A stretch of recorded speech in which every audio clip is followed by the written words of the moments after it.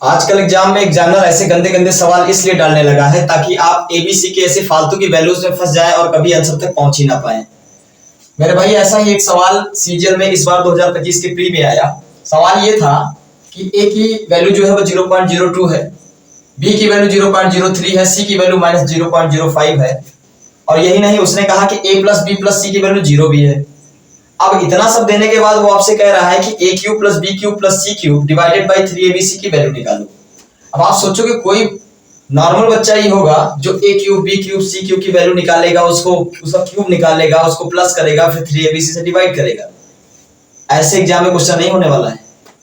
इसके लिए आपको क्या करना है, देखिए आपको याद होगा एक बीजगणितीय सर्वसंख्या होती है जो कि है A cube plus B cube plus C cube minus 3abc।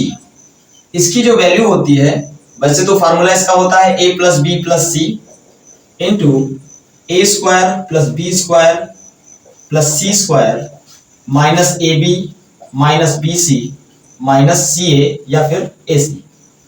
ठीक है, ये एक्सप्रेशन उतनी इंपॉर्टेंट नहीं है जितना इसका एक कंडीशन है वो इंपॉर्टेंट है। कंडीशन क्या होती है? कंडीशन ये है कि इस एक्सप्रेशन में जो ए बी सी है, अगर उनको हम सम करें, a प्लस बी प्लस सी की वैल्यू निकालें और अगर 0 आ जाए, यानी a प्लस बी प्लस सी की वैल्यू अगर 0 आ जाए तो यहां पर हम कह सकते हैं कि जो a cube plus B cube plus C cube है इसकी वैल्यू 3abc के बराबर होगी।